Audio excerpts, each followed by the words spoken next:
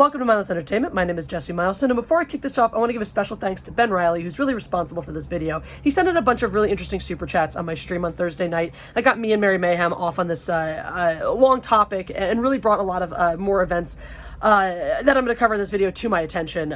So thank you for that, and thank you for helping me find my way in, because as some of you are going to realize really quickly, this is not my usual topic. The killing of unarmed black men is not one of the regular avenues that I, swar right into. And isn't that funny? What a society we live in, that the killing of an unarmed black man is just like, or, a subject, a topic, just one of those pedestrian things we encounter every day, like school shooting in X neighborhood, or top 10 funniest dog tweets from last week. But that's the world in which we live. So we are, in fact, today going to talk about the shooting of an unarmed black man. But I don't want to say that's the last time you're going to hear me really talk about that, unless I'm referencing that phrase and how that's become sort of its own, taken on its own life and become part of our zeitgeist. Because I don't want Ahmaud Arbery, who's the victim in this instance, to just be that unarmed black man that got killed this month, or last month, or in this case, a couple months ago. And that's really important. That kind of gets to the crux of a lot of the reasons why I'm covering this video. So why am I going to talk about this? We are going to go through the details and some of the, the points in case you're not familiar. But I do have a lot I want to talk about. I have no idea how long this is going to end up being. I have a feeling it could be a long one, maybe not, but you'll know by the time you hear me saying this, because there'll be a timestamp on it. But anyway, I digress. So the thing is, the reason why I want to talk about this is because this brings up such a bigger thing for me. And I found my way in by my relationship with my Jewish identity, which is something that also, just like this unarmed black man that died, becomes this thing where it's not about the person. The event itself becomes a rallying cry for somebody else's agenda, and that's really frustrates me. So I want to take a second to remember Ahmaud Arbery and talk about the events, and actually try to discuss it, because here's somebody who lost his life, who will never live again, no matter what justice is served and what is done as a result of this. And that's something I learned actually from Judaism, is remembrance. Remembrance is incredibly important. One of the things, when you go to Yad Vashem, which is the Holocaust Memorial Museum in Israel, in Jerusalem, you go into the Children's Memorial, and it's a very beautiful memorial with candles lit in an otherwise dark room, and mirrors refracting the light everywhere, so it just feels like you're in an endless sea of stars. You need to hold the railings because it's endless, it's limitless, above and below. It feels like you're just falling into these depths. And as you stand in this room, the names of children who lost their lives as a result of the Holocaust are read by various people. And when we went in there, our guide asked us to pick one name, remember that name, come out and speak that name to each other. Because that, remembering the person, remembering the name, these lives, remember that these are people, these aren't numbers, statistics, facts, whatever. They are human beings who lived and died. And remembering those and remembering their humanity is what keeps their memory alive and what drives us forward and helps us be better and not let somebody else become just another victim. So that's why I'm talking about this. That's why we're here today. That's sort of my angle and my way in. So Ahmaud Arbery, which, by the way, his name unfortunately will never be trending anywhere because no one can effing spell it. I'm hearing very, when you listen to news sources, you hear varied pronunciations for Ahmaud, Ahmad, whatever it is. It's spelled Ahmaud, Arbery, Arbery, Arbery. I don't know how it's supposed to be pronounced. I tried to listen to like some of the family and how they, they're mostly saying his first name, Ahmad. And or Ahmad, I think is what it is. Yeah, I don't even know. We gave it Ahmad, it's spelled all sorts of different ways. So that sucks. If you're going to die and become a martyr, have like an easier to spell name, I guess. Try Milestone. You can't F that up, even though people do it all the time. But basically, there's a lot going on in this. Of course, there's going to be layers of opinion. So you have to dig through the layers, because already Ahmaud Arbery is part of the political theater, the ideological war. Either he is the next in the name of the rallying cries for whatever kind of justice reform you want to do in the wake of his death, or he is, just another example of a unruly black youth who, could have avoided this if he was, I don't know what the arguments are, but basically there's a lot. I mean, no, I don't think anyone's just sitting out there being like, he deserved to die, but there is a lot of discussion saying that, well, under the law, whether you agree or not, what these men did is totally justified. And there is absolutely an argument for that, which is, again, why I want to go through these details. Because the first details that came out were guy jogging, black dude jogging, small Georgia neighborhood as Glynn County. It just gets run down by these two guys, father and son, the McMichaels, and shot down and is dead. And that's what you got. And then you get more things coming out, like there was this house under construction in the area. Where he had walked into it earlier in his jog, did not take anything per the surveillance cameras of the property put up by the people building the future owners of the home, or owners of the property, you know, and they did not call the police on this. I think the guy said he didn't even look at it until about 20 minutes later, because this has been happening since he installed the surveillance. The first time he called a non-emergency police line to report it, the first time somebody, not saying I'm Ahmaud, but the first time somebody was on his property. So he's kind of like, this guy stated, you know, he wasn't reporting this stuff because, crime, and he's afraid stuff's going to get stolen or damaged. He's afraid for people's safety because it is an active construction zone. So so right now you have the homeowner of the person whose property was trespassed on, who's saying, not a big deal, whatever. Did not turn this video over to McMichaels, though. Gregory McMichaels, the older, it's Gregory and Travis are the McMichaels. The older one had asked him when he was on the site at one point for surveillance videos. So that's another interesting nugget in the story that we'll talk about, you know, when we get to the conjecture part of the story. These are all just the facts, right? So the facts are, Arbery is on video, on surveillance video, entering this property, entering the construction site, the building, etc., leaving no possessions or anything in his hand. He's wearing just jogging clothes, shorts and a shirt and a t-shirt. And then the next solid video we have, you know, for all intents, he's jogging. The next video we have is by this gentleman who filmed the McMichaels, who are his friends, and claims he just saw this happen. He wanted, you know, was just trying to figure out what was going on, and is just a witness, but has video footage where you can clearly see these two men in their pickup truck. There's one of them is driving, one of them is standing in the back, is hanging out in the back of the pickup truck with his gun in hand. Open carries is kosher in Georgia, and you can't see how the actual physical altercation initiates. What you see is the truck kind of cut off Arbery.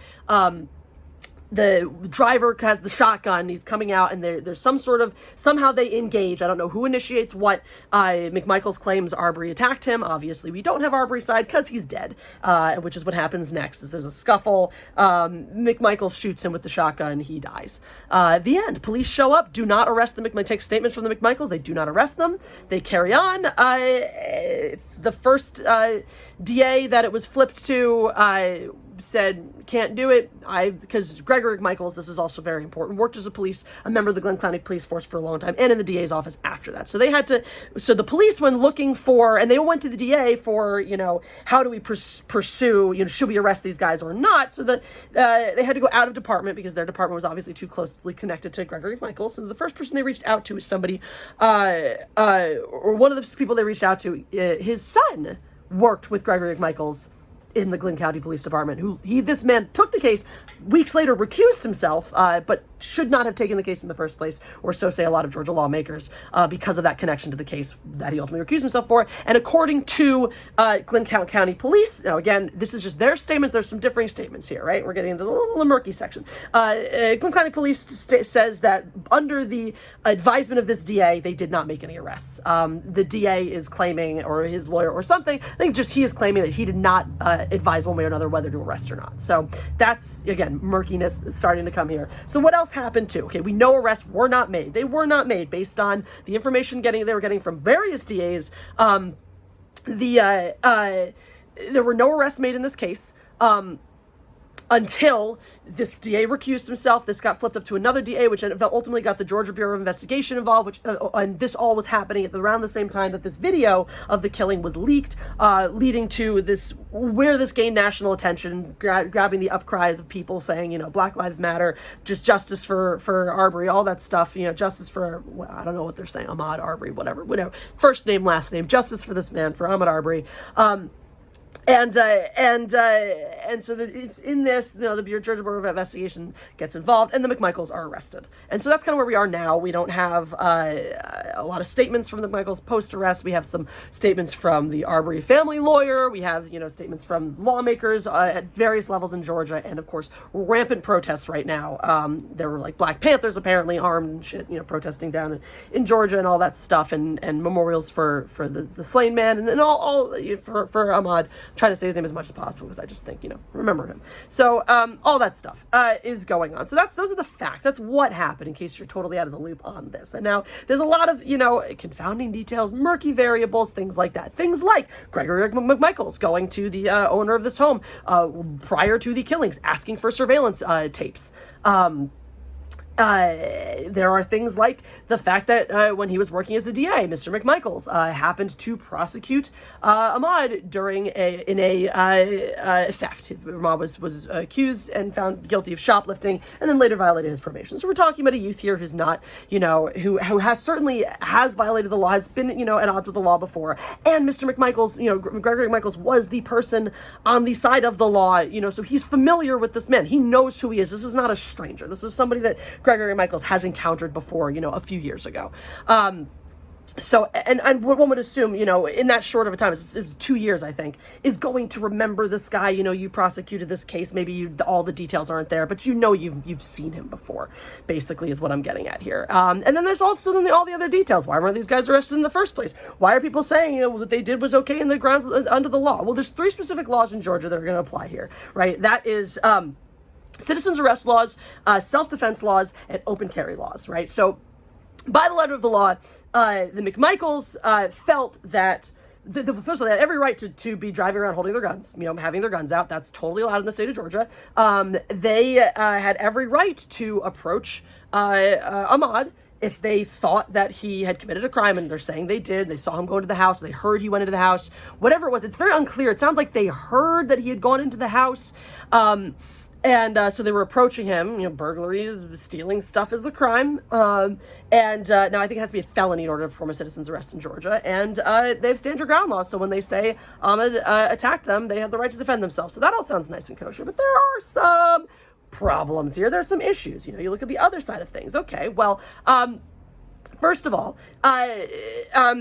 lots and lots of them. We're not even in the realm of common sense. We're still in the letter of the law here, right? You're to look at it from Arbery's perspective. He didn't steal anything, right? Trespassing is not a felony. It is not something where you can initiate a citizen's arrest. So, and these guys, and also, this guy's jogging. He's in a shirt, he's in pants or jogging shorts. He's not. If he stole something, where is it on his person? Could it be in his pockets? I guess. Could he have a concealed weapons in his pockets? I guess. I think that if you're running anything heavy or valuable, you're going to notice it flopping around in people's pockets pretty readily, especially when you're fucking running from your life from a bunch of hillbillies and trucks, but I digress.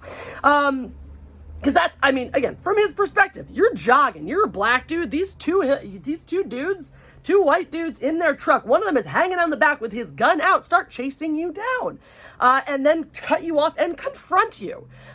So again, by Georgia's stand your ground laws, Ahmaud had just as much right to stand his ground in a self-defense situation as these guys did. You have people driving chasing after you when you have they don't know you've committed no crimes purportedly. They think you have, but you haven't done it. You don't know these guys think you committed a crime. You haven't committed a crime. From your perspective, you're taking a jog and some dudes are chasing you down to their truck with their guns out in hand. So yeah, when they pop out with their guns in hand and come to attack you, you absolutely have the right to then defend yourself and stand your ground against them. He doesn't have to run away from these guys. He doesn't have to, whatever. If he's done nothing wrong and these guys are confronting him with firearms and threatening him with deadly force, he absolutely has the right to defend himself under that very same law. So you're getting into that. And then you get all these other, again, the common sense stuff and the murky waters and the, because you have the guy who filmed this footage saying, oh, well, I wanted to know what happened because I didn't recognize this guy and there have been a lot of burglaries in the area. Well, no, there actually haven't been, because according to police records, which we'll get into that too, because that's a whole other can of worms, so they might not even be accurate. There were no burglaries in that neighborhood for the prior 7 weeks. And the week before that week, the one that had happened at the beginning of the year, the top of the year, happened to be outside the McMichaels house. It was an unlocked truck and a firearm was taken. So yes, scary when someone's firearm gets stolen. Is it so mind-blowing that something got taken out of an unlocked truck, though? Is that really grounds to start casing the neighborhood and say, who's breaking into houses? That's a little flimsy for me. That one's a little thin. Also, side note, wouldn't it be just rich if during the course of this investigation it turned out the McMichaels were the ones who stole that gun from the truck in the first place? It doesn't say it wasn't their truck. It was out of a truck in front of their house. Wouldn't that just be delightful if that happened? Maybe as part of their future vigilante career, unmarked firearms and all that stuff. But whatever. Again, I digress. Pure speculation on that front. Now we just move into the comments. Let's say McMichaels is not actively out there targeting. To me, it sounds a lot like you have this retired DA worker, cop, who's just bored and looking for shit to do. So he's out to police the neighborhood. Otherwise, why else is he going asking for surveillance footage from his neighbors, and stuff like that? It sounds to me like this is a guy itching for some action who is looking for this situation, setting himself up for the situation, which is, we'll get into this later, but exactly the reason why citizens arrest laws are so problematic, especially in a state with such lenient self-defense clauses and open carry laws. I mean, again, we're going to get into that firestorm in a minute because that's a big deal here. But still, more on this. I mean, the common sense thing. Let's say this. They tried to claim, we thought he might have had a gun because what we saw him was like the other day we saw him reach into his pants. And he might have had a gun in there, which is like, wow. Also, then you're just admitting that you've been watching this guy. So now you have a certain level of murder with intent here.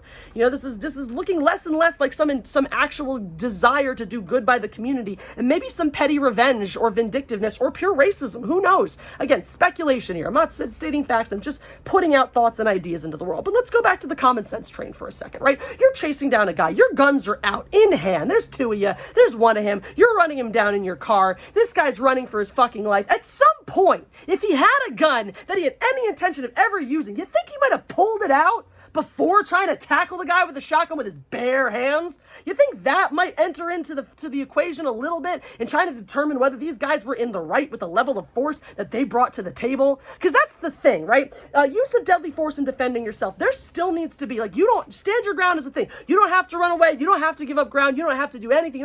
You're not obligated. You are allowed to stand and fight, basically, per Georgia laws. Some self-defense laws say you got to do everything in your power to get away first, which is also can be really complicated and very bad when laws are written like that. There have been situations where people have gone down for murder when they did it out of self-defense because, this guy was coming at you with a gun. He's already shot at you once, but you didn't try the closet, so dumb shit like that. So I'm not saying that I disagree with the self-defense laws, right? I'm just saying that, there's also, within that, there is a large, there should be, and there's supposed to be in the justice system, a heavy burden of proof in the instance of self-defense when somebody dies. There has to be some indication that your safety was at risk in this. And now look, if you're running around the streets with a gun, chasing down people you think are bad guys, is your safety at risk all the time? Yes.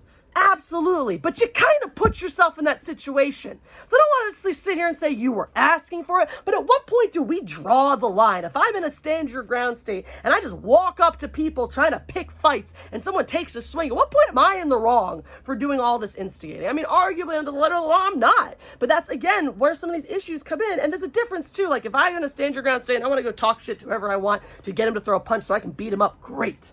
Right? But the whole thing with deadly force, because these guys came to the table with deadly force. It's not like, and that's where, again, it gets very murky with open carry mixed with stand your ground self-defense laws, right? Because the idea is, I opted to reach for and acquire lethal force to stop this person attacking me who may do bodily harm, who could do serious bodily, has the potential, that's the way it is. You don't have to actually be harmed or be killed or be attacked with a deadly weapon. You have to be attacked by somebody who has the potential, who seems like they intend to do you serious bodily harm, has the potential to do that, right? You're in a situation where the likely result is your bodily harm unless you act with deadly force. That's the idea behind the law. But again, very murky. In a situation where I had to draw a firearm because it was concealed or put away somewhere. There is a point, what you can analyze. What is the moment where you realized you needed your gun? What was the other person doing that made you realize it was time to take your gun out? When you're open carry, you are present with deadly force at your ready from the start.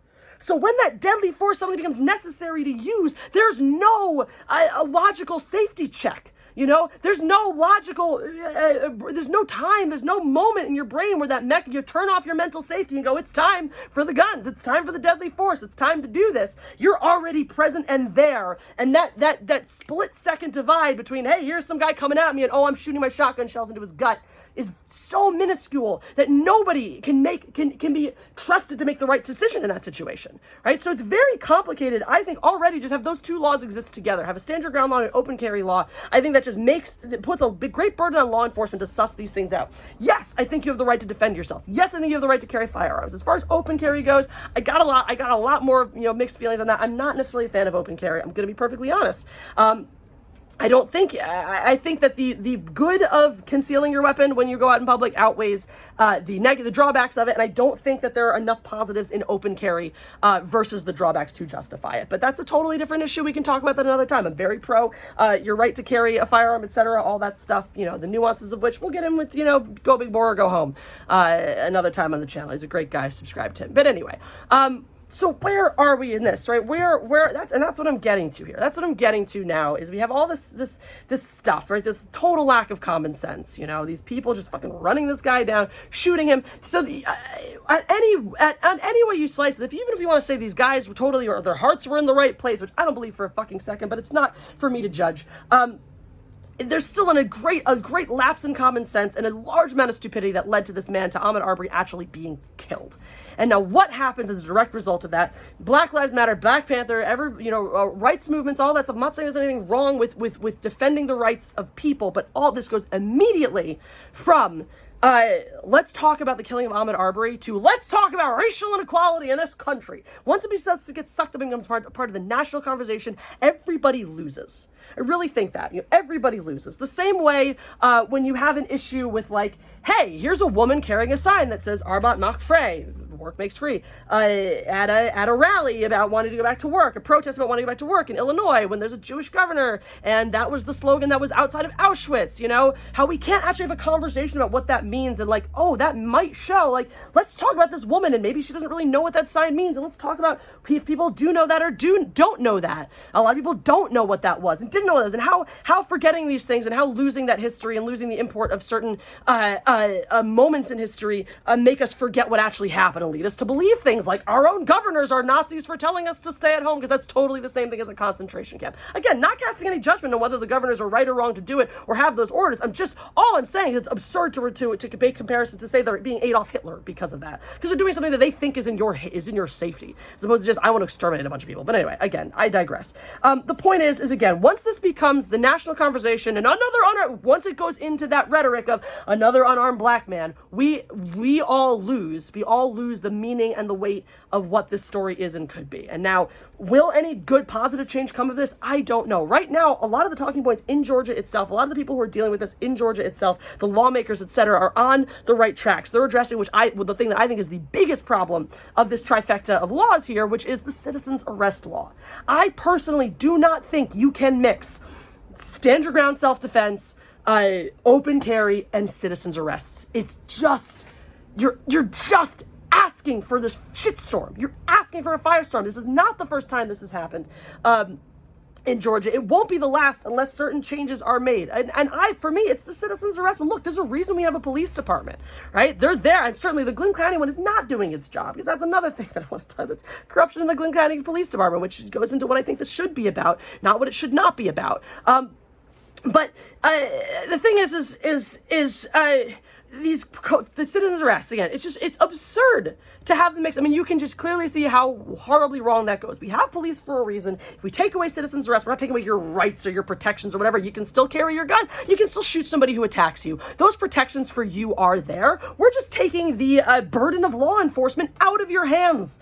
Out of the hands of people like Gregory Michaels, who are probably sitting around bored out of their minds because they're not prowling the streets anymore, looking for crimes to invent so they can stop them. That's what you change when you take away citizens' arrest laws. And that, by the way, is not a bad thing. Shocker. But yeah, so, yeah. Getting myself off topic. My brain is 5 steps ahead of me now, and I'm trying to catch it back up. This is turning into a rather long video. I'll get to the point eventually. I think I've made more than one point. I don't know. Let me know. Have I made points? Are they good? Do they suck? Who cares? So what I want to get back to, though, that for me is the reform that needs to happen. That's the reform that needs to happen. But what does happen? Well, instead, you have, calls to change the bills on hate crimes and racial inequality and stuff like that. And that's all fine and good. There's nothing wrong with trying to eradicate places where, racial inequality still exists, where people aren't being properly protected. There's nothing wrong with that. But that should not be the focal point here. It should not be about, let's put Ahmaud Arbery's name on this new hate crimes bill to remember him. Remembering him is great. He should be remembered. His name should live on forever because what happened to him was truly an injustice. I would hope we can all agree, whether or not you think the McMichaels should go to jail or whether or not you think they acted within, the confines of the law as prescribed to them or with good intentions or not. I think we can all agree that a man who trespassed and went for a jog didn't deserve to die. Whatever you think of Ahmaud Arbery, I think we can all agree he didn't deserve to die for this. So yes, he deserves to be remembered. He deserves to have his memory and legacy preserved because, he might not have been the world's most model citizen ever, but he was someone's son. He was someone's child, and he was very important to the people in his life. And it's always a tragedy when you lose a life like that, when you lose a young person who didn't deserve to go. So yes, that remembrance, that stuff is all great. But we're already quickly shifting this focus from what it should be about into Black Lives Matter, racial inequality, et cetera, et cetera, et cetera. I'm not saying it's not an issue, not saying it shouldn't be looked at, but this whole, let's change Georgia legislature. Let's make sweeping reforms and bring awareness in the country and talk about racism more, because that's totally helping everyone. If we just talk more about racism and use Ahmaud Arbery as just another statistic, just another a name to throw in the mix, we want to make a point about racism. It's not helping people. It's not helping them out. The reality is nothing can help Ahmaud Arbery. Nothing can help him at all, but there are things that could maybe help his community feel safer. His family members who still live there every day, who are still at the mercy of the Glynn County Police Department, feel safer. Now, the reality is, the Glynn County Police Department is a shit show and a half. It's a joke. It's like a parody TV show of crappy cop work brought to life. I mean, we're talking, I think just after Arbery was killed, their police chief was indicted for covering up a potential sex scandal between a police officer and his informant. And so he's indicted for allegedly covering this up. This, by the way, is the police chief that was brought in to address the corruption that was already rampant in Glynn County, in the Glynn County Police Department. There's talking 17 lawsuits in a decade. That's almost two a year, addressing misconduct, cover-ups, etc., just general negligence. And a culture that protects its own, that has on record multiple times over the course of multiple lawsuits and various accusations of a department that will go out to any limb to protect its own. And whether or not that includes Gregory McMichael as a retired, McMichaels is a retired member of the police department. Well, given another incident where a former member of the police department was not taken seriously when somebody reported his violent behavior, and that led to a lot of murders, well, I think we can all assume exactly how Glynn County feels about its former members as well as its current ones. So here's the thing, right? Because whenever you look at one of these situations, unarmed black man gets killed, you can always trace something, some injustice, some inequality to the police department. To the way if it was the cops doing the shooting, to something that went wrong, the cop made a bad decision, or the cops pursuing the suspects aren't doing enough, or whatever it is. In this situation, it's more the latter, right? But you can look at the police department, and now, again, you have things like, in the bigger conversation, because of the unarmed black men being killed, etc., there's a lot of racial sensitivity training, and that's great and that's nice. But what about revised use of force training, which I know happens somewhere? I think it specifically happened in some police departments where the incidences have happened. But why not a more sweeping measure? Why not a closer look at use of force in police departments? Because it's a very delicate and nuanced issue. The reality is that these are people who are in these situations, in these life or death situations, trying to make decisions to have themselves live as well. But it's also very clear that, not everyone is properly equipped to handle these situations. Maybe we need better screening for police officers. Maybe we need better resources available for police officers to help them manage their mental health and their stress levels so they don't get twitchy in these situations, go, oh God, and shoot someone. They've been through something traumatic and now they're twitchier on the trigger, whatever it is. Let's take a look at the source of the problem, not just keep talking about race and talking about race and talking about race, right? Let's look at the source of the problem and say what can be changed. Clearly, Glynn County Police Department needs a fucking massive overhaul, but where does it become the responsibility of people talking about these things and discussing these, people in the community to do something about it, to raise awareness, the state to fund better police training, etc., all these kinds of things. Why are we having that conversation? So again, there is some discussion about amending the citizens arrest law in Georgia, which I do think is a really positive thing and is exactly where that conversation needs to be taken in light of these events. But I also think that's not enough. I also think you've got to look at the source, because again, you've got to go to the source of some of these things. Like, let's say you amend the citizens arrest laws, but you still have Glynn County where people don't feel like they can trust the police because they have just let them down time after time after time. You're still going to have people wanting to take things into their own hands. So there's a lot of things that need to be addressed in the course of this. And the great shame of this that I think is, again, this all just becomes, this man and his life and the loss of Ahmaud Arbery's life just becomes another talking point for why racism still exists. Look, I don't think anyone is naive to the fact that in a tiny town somewhere in Georgia, racism still exists. I don't think it's gonna be a shocker to anybody, but it's not, that's not the point here. That's not the takeaway. Yeah, racism exists. It sucks. But there are other things that people can do, that communities can do, that police departments can do, that governments can do, to actually address where these problems get started. Because you can't just run through communities going, don't be racist, and expect that to have some sort of desired effect. There are specific physical hands-on things, reforming laws, reforming police departments, having better oversight, not just let's bring in this police chief to crack down. Oh shit, he's getting arrested himself a fucking year later. But really, actually putting oversight into an organization like police departments should have so much oversight. I know they do have a lot, but maybe they need more. I don't know. I'm not privy to the inner workings of the Glynn County Police Department or any police department really.